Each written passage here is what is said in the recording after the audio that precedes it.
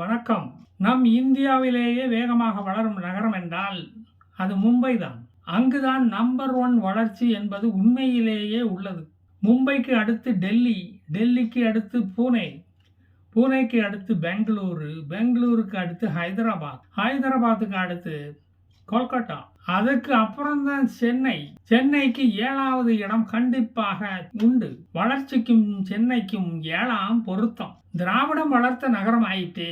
மும்பை இந்தியாவின் பொருளாதாரத்தை தூக்கி நிறுத்தும் நகரம் என்பதை புரிந்து கொண்ட மோடி அந்த நகரின் வளர்ச்சிக்கு தனி கவனம் செலுத்தினார். That is the gateway of India. Mumbai metropolitan regional development authority, அதாவது MMRDA, அதற்கான வேலைகளை துவக்கியது மும்பை கார்ப்பரேஷன். அதற்கு அடல் சேது திட்டம் என்று பெயரும் வைக்கப்பட்டது. 24th ஏப்ரல் 2018 துவக்கப்பட்ட இந்த திட்டம் டிசம்பர் 23 முடிவிட்டது. இதற்காக 17,843 கோடி ரூபாய் ஒதுக்கப்பட்டது. அது ஒரு மோடி பாலம். பின்ன மோடி பாராளுமன்ற புதிய கட்டடம் கட்டுனா அதை மோடி வீடுன்னு சொல்றீங்கல்ல, அப்போ இது மோடி பாலம் தானே.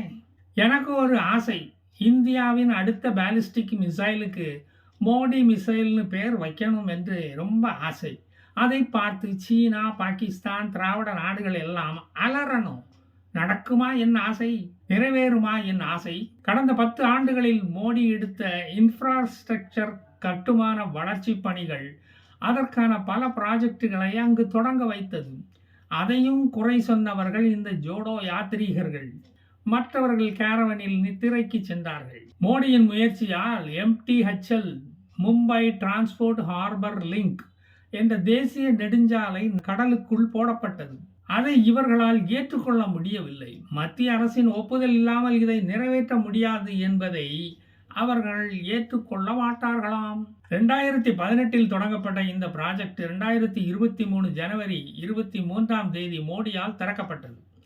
மோடியின் சாதனையை புகழ முடியாத ஜோடோ யாத்ரீகர்கள் மௌனம் காத்தார்கள். திமுக என்ற கட்சி அங்கு இல்லாததால் நெடுஞ்சாலை திட்டம் வேண்டாம் என்று எந்த போராட்டமும் அங்கு வெடிக்கவில்லை, தலையெடுக்கவில்லை. இது நாள் வரையில் சேவ்ரி, சிர்லி துறைமுக தீவுகளுக்கு 60 கிலோமீட்டர் சுற்றி வளைந்து செல்ல வேண்டியது இருந்தது. இந்த பாலம் கட்டப்பட்டு விட்டதால் அது 20 கிலோமீட்டராக குறைந்து விட்டது. அது பலருக்கு பெட்ரோலை மிச்சப்படுத்தியது. பெட்ரோல் விலையை குறைக்க முடியாதவர்களுக்கு இது ரொம்ப அதிர்ச்சியாக இருந்தது. நான் ஸ்டாப்பாக இந்த கடல் பாலத்தில் 20 நிமிடங்களில் அந்த தீவை அடைந்து விடலாம். இந்த பிரிட்ஜ் மும்பையையும் நவி மும்பையும் இணைக்கிறது. இதில் முல்லந்தரோலி கனெக்டரும் வாஷி கனெக்டர் ரோடும் அடக்கம். 3வது கனெக்டர் பிரிட்ஜ் தான் இந்த MTHL பிரிட்ஜ், அதாவது இந்த அடல் சேது ப்ராஜெக்ட். அது வந்த பிறகு வேகமாக உப்பு கடத்தலாம்னு சந்தோஷமா நினைச்சுக்கிட்டு இருந்த நேரத்துல போய் பிடிச்சிட்டாங்க. வில்லண்டா இந்த மோடி. அதப்படி தமிழ்நாட்டுக்கு வருகிற உப்பு பாக்கெட்டா பார்த்து பிடிக்கிறீங்க. இப்ப பாருங்க, நியூசிலாந்து, ஆஸ்திரேலியாக்காரங்க உப்பு போடாம சாப்பிட்டுக்கிட்டு இருக்காங்க. இந்த மோடி பாலம் நிலம், கடல், சதுப்பு நிலம் இவற்றின் வழியாக செல்கிறது. இதனுடைய சிறப்பம்சம், இது பெரிய பூகம்பத்தையும் தாங்கும் வலிமை உடையது. மோடி மாதிரியே தான். இது ஒரு 6 வழி பாலம். நவி மும்பையில் கட்டப்பட்டு வரும் புதிய ஏர்போர்ட்டை எளிதில் சென்று அடைந்துவிடும் விதமாக இது ஒரு எக்ஸ்பிரஸ் வேயாக கட்டப்பட்டு வருகிறது. ஒர்லி கடல் பாதையையும் நாரிமன் பாயிண்டையும் கடல் வழி மார்க்கமாக விரிவடைந்து இணைக்கப் போகிறது. நாரிமன் பாயிண்டில் வசிக்கும் மக்கள் பன்வேல் பகுதியை இனி 30 நிமிடங்களில் சென்று அடைந்து விடலாம். இதற்கு முன்பு வரை இந்த பாதையை கடக்க 1.5 மணி நேரத்துக்கும் அதிகமான நேரம் தேவைப்பட்டது. மும்பையின் அபரிமிதமான வளர்ச்சிக்கு ஈடு கொடுத்து இந்த பிரிட்ஜ் கட்டப்படுவதால் மும்பையின் பொருளாதாரம், வர்த்தகம் அதிகமாக வளர்ந்துள்ளது. வெளிநாட்டு பயணிகளை இது வெகுவாக ஈர்த்துள்ளது. இந்த MTHL பாதை பூனே எக்ஸ்பிரஸ் வேயை எளிதில் சென்று அடைந்து விடுகிறது. அது மட்டுமல்ல, கோவா செல்வதும் இனி மும்பை வாசிகளுக்கு எளிதாகும். அது இந்த பாதையும் விரைவாக அவர்களை கொண்டு அங்கு சேர்க்கும். வெர்சோவாவும் மரைன் டிரைவும் கடல் பாலம் மூலம் இணைக்கப்பட உள்ளது. போரிவில்லி, தானே டனல் பாதை கட்டப்பட உள்ளது. இப்படி மோடியின் அரசாங்கம் பல ப்ராஜெக்டுகளுக்கு ஆதரவு கொடுத்ததால் இத்தனை காலமும் உறங்கிக் கொண்டிருந்த காங்கிரஸ்காரர்கள் எட்டிக்காய்க்கு என்ன சுவை என்று தெரிந்து கொண்டார்கள். ஆரம்பத்தில் அடல் சேது MTH திட்டத்திற்கு பலத்த எதிர்ப்பு கிளம்பியது. வேலை ஆரம்பிக்கும் போது பல தடங்கல்களை காங்கிரஸ் பரோபகாரிகள் உண்டு பண்ணினார்கள். என்வைரான்மெண்டலிஸ்ட் என்ற போர்வையில் முக்காடு போட்டுக்கிட்டு விஷமத்தனத்தை காட்ட ஆரம்பித்தார்கள். சதுப்பு நிலத்துக்கு மேய வரும் பிளமிங்கோ பறவைகள் அவைகளின் வாழ்க்கை பெரிதாக பாதிக்கப்படும். அவைகளுக்கு இனி இறை கிடைக்காமல் பாலஸ்தீனர்களைப் போல சாகும். அவைகளுடைய ஹேபிட்டட் ஃபானா இதெல்லாம் பாதிக்கப்படும் என்றெல்லாம் புலம்பினார்கள். இயற்கை ஆர்வலர்களாக மாறினார்கள். பிளமிங்கோவுக்காக செங்கொடி பிடித்தார்கள். பாலம் வரக்கூடாது என்று நினைத்தார்கள். அந்த பறவைகள் இனி மோடியிடம் கோபித்துக் கொண்டு இனி இந்தியா பக்கம் வராது, பாஸ்போர்ட்டுகளை கடலில் வீசி எரிந்துவிடும் என்றார்கள். அந்த இனம் அழிந்துவிடும் என்றெல்லாம் புலம்பினார்கள். Flamingo is going to be an extinct bird அப்படின்னெல்லாம் நினைச்சாங்க. ஆனா இந்த திட்ட இன்ஜினியர்கள் பாம்பே நேச்சுரல் ஹிஸ்டரி சொசைட்டி மூலம் இதற்கு ஒரு தீர்வு கண்டார்கள். அவற்றின் வாழ்க்கை முறைக்கு தீங்கு ஏற்படாத வண்ணம் பாலம் கட்டப்பட்டது. சதுப்பு நிலம் பாதுகாக்கப்பட்டது. பிளமிங்கோக்களின் பாப்புலேஷன் இப்போது பல மடங்காக அதிகரித்துள்ளது. பாலமும் கட்டி முடிக்கப்பட்டு பயணிகள் பிளமிங்கோவின் அழகை கண்டு ரசித்தபடி இப்போது காரில் பயணிக்கிறார்கள். காங்கிரஸ்காரர்கள், கம்யூனிஸ்டுகள் உட்பட அவர்கள் ரசித்துக் கொண்டே செல்கிறார்கள். அட்டல் சேது ப்ராஜெக்டினால் மும்பை நகரம் வளர்கிறது. நவி மும்பை ஏர்போர்ட் வந்ததும் மும்பையின் 3வது நகரமாக அது வளரும். சுற்றியுள்ள ரேகார்ட் டிஸ்ட்ரிக்டில் உள்ள 24 கிராமங்களின் வளர்ச்சி இப்போது நிச்சயமாகியுள்ளது. காங்கிரஸ்காரர்களை மட்டும் அது மகிழ்ச்சியில் ஆழ்த்தவில்லை. மும்பையின் வளர்ச்சி அவர்களின் வீழ்ச்சி ஆயிற்றே. பான்வெல், உள்ளூர், புறநகர் பகுதிகளில் ரெசிடென்சியல் அபார்ட்மெண்ட்டுகள் கட்டப்பட்டு வருகின்றன. Commercial complex, IT, knowledge parks, government housing ப்ராஜெக்டுகள் மற்றும் ஃபைனான்சியல் இன்ஸ்டிடியூஷன்ஸ் எல்லாம் அங்கே உருவாகி வருகின்றன. அதெல்லாம் வளர்ச்சியாக கேட்ராக்ட் காங்கிரஸுக்கு தெரியவில்லையாம். நவி மும்பையில் ஏற்பட போகும் ஏர்போர்ட் சிட்டி 18,000 கோடி செலவில் 1160 ஹெக்டேர் நிலப்பரப்பில் வரப்போகிறது. 2018 ஆரம்பிக்கப்பட்ட ப்ராஜெக்ட் 2025 நிச்சயமாக முடிந்துவிடும். முதல் வருடத்தில் 2 கோடி பயணிகளை கையாளும் திறன் அதற்கு இருக்கும். அதனுடைய 2வது ரன்வேயும் கட்டி முடிக்கப்பட்டு விட்டால் 9 கோடி பயணிகளை ஒரு வருடத்தில் கையாளும் திறனுடையதாக இந்த ஏர்போர்ட் மாறிவிடும்.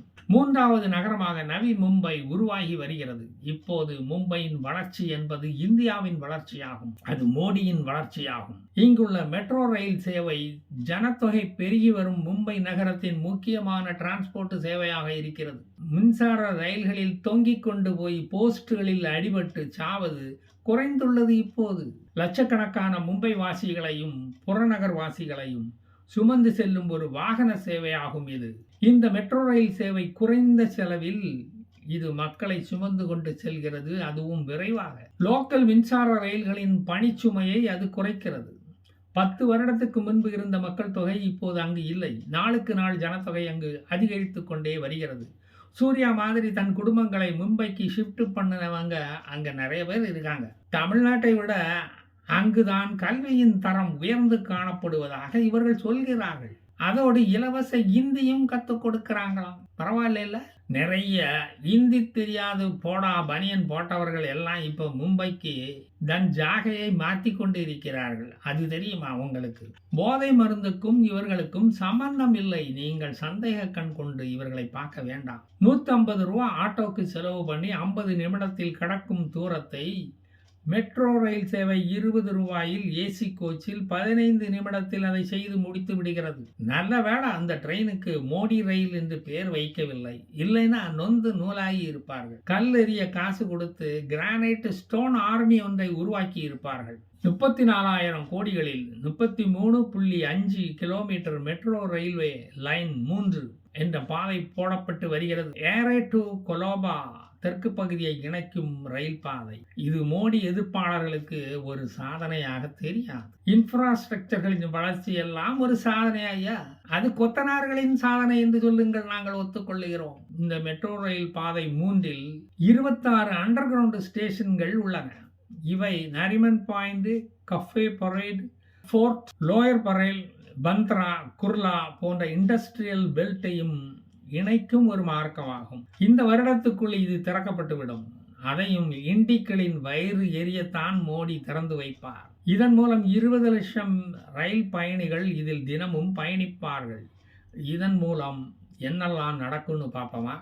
35% ரோடு டிராஃபிக் மும்பையில் குறையும். 2031க்குள் 5.54 லட்சம் வாகனங்களின் போக்குவரத்து குறையும் என்று கணக்கிடப்பட்டுள்ளது. எனவே பெட்ரோல் பயன்பாடும் 3 லட்சம் லிட்டர்கள் அளவுக்கு தினமும் குறையும். இதனால் மும்பையின் மாசு கெடுவதும் குறையும். காங்கிரஸ் குறைக்கும் சப்தம் மட்டும் அதிகமாகவே இருக்கும், கேட்கும்.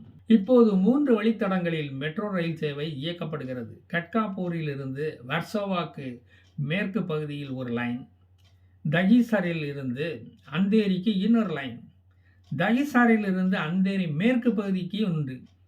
அது போன வருடம் திறக்கப்பட்டு விட்டது. இன்னும் 7 வழித்தடங்களில் கட்டுமான பணிகள் நடந்து கொண்டிருக்கிறது. அத்தனை பணிகளும் நிறைவடைந்து வழித்தடங்கள் திறப்பதற்கு இன்னும் 5 வருடங்கள் ஆகலாம். மோடியும் அதை திறந்து வைக்க பொறுமையாக நான் காத்து கொண்டு இருப்பேன் என்று கூறிவிட்டார். அப்புறம் என்ன? லைன் 3 தான் சவால்கள் நிறைந்த ஒரு ப்ராஜெக்ட். எல்லாமே இதில் அண்டர் கிரவுண்ட் ஸ்டேஷன்களாக இருக்கின்றன. அவை தாதர், கிர்கான் போன்ற ஜனத்தொகை அதிகமான வழித்தடத்தில் இருப்பதால் பணி நிறைவடைய தாமதமாகிறது.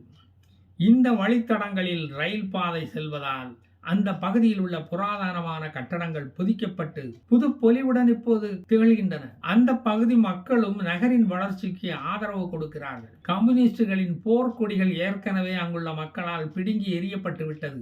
பிரதிபா பாட்டீல் காலத்தில் தான், அதாவது 2009ஆம் வருடம் தொடங்கப்பட்ட Dahisar to Andheri west project 2023இல் தான் திறக்கப்பட்டது. ஏனென்றால் அதற்கு எவ்வளவு இடைஞ்சல் பண்ண முடியுமோ அத்தனையும் பண்ணினார்கள். அதையும் பிஜேபி தான் திறந்து வைக்க வேண்டும் என்று காங்கிரஸ்காரர்கள் கெஞ்சியதால் அதுவும் நிறைவேற்றி வைக்கப்பட்டது. மெட்ரோ லைன் 3 ப்ராஜெக்ட் தொடங்கும் போது என்வைரான்மெண்டலிஸ்ட் என்ற போர்வையில் குளிர் காய்ந்து மோடியின் எதிரிகள் பலர் அந்த பல இடைஞ்சல்களை செய்தார்கள். அந்த வழித்தடங்களில் உள்ள மரங்களை வெட்டிய போது கோர்ட்டுக்கு போனார்கள். நீதிபதி தலைமையில் ஒரு கமிட்டி போட்டு கண்காணித்தார்கள். ஒவ்வொரு மக்களின் எதிர்ப்புக்கும் நிதானமாக பதில் அளித்தார்கள் அந்த ப்ராஜெக்ட் இன்ஜினியர்கள். ஜப்பான் இன்டர்நேஷனல் கார்ப்பரேஷன் ஏஜென்சி இந்த திட்டத்திற்கு நிதி உதவி அளித்தது. மகாராஷ்டிரா அரசாங்கத்துக்கு நல்ல பெயர் கிடைத்துவிடக் கூடாதே என்ற நல்ல எண்ணத்தில் மோடியின் சாதனையாக இதை மக்கள் பார்த்துவிடக் கூடாதே என்ற உயரிய சிந்தனையில் 2024இல் அவருக்கு மக்கள் வாக்களித்து ஆதரித்து விடக்கூடாதே என்ற தேசிய சிந்தனையில் எதிரிகள் பொறுப்புடன் செயல்பட்டார்கள். 13,984 கோடியில் 85% திட்டப்பணிகள் முடிந்துவிட்டது.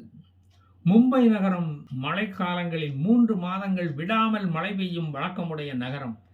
நான் பலமுறை அடிக்கடி அங்கு சென்று மழையில் மாட்டிக்கொண்டிருக்கிறேன். அங்கு மழை தண்ணீர் தேங்காமல் ஆட்டோமேட்டிக்காக அங்குள்ள மோட்டார் பம்பு ஸ்டார்ட் ஆகி செயல்படும் விதமாக அங்கு ரெயின் வாட்டர் சென்சார்கள் பல இடங்களில் அமைத்துள்ளார்கள். அங்கெல்லாம் மழை பெய்தால் ஹெலிகாப்டரை வாடகைக்கு எடுக்க மாட்டார்கள். உணவு பொட்டலங்களும் போட மாட்டார்கள். டோக்கனோடு கியூவில் போய் நின்று நிவாரணத் தொகை 1000 ரூபாயை வாங்கிக்கோன்னு சொல்ல மாட்டாங்க. ஏனென்றால் அங்கு திராவிடம் ஆட்சியில் இல்லை. நேஷனல் இன்ஸ்டிடியூட் ஆஃப் ஓஷியானோகிராஃபி அங்கு ஏற்படும் இயற்கை இடர்கள், புயல், மழை, சுனாமி போன்றவைகளுக்கு முன்கூட்டியே எச்சரிக்கை கொடுத்துவிடும். எத்தனை சென்டிமீட்டர் மழை பெய்யும் என்று துல்லியமாக சொல்ல வேண்டும். இல்லை என்றால் நிவாரணப் பணிகளை மேற்கொள்ள முடியாது என்று யாரும் அங்கு சொல்லுவதில்லை. மூக்கு உடைபடுவதும் இல்லை. மழை நீர் வடிய 4000 கோடியை முழுங்குவதும் இல்லை. தானே போரிவில்லி இடையே இரட்டை சுரங்கப்பாதை வேலைகள் நடந்து கொண்டு வருகின்றன என்பது ஒரு கூடுதல் செய்தி. அதை பற்றி நான் பிறகு சொல்கிறேன். மோடியின் சாதனைகள் தொடரும். மும்பையின் வளர்ச்சி, மோடியின் வளர்ச்சி. வரட்டா மக்களே, ஜெய்ஹிந்த்.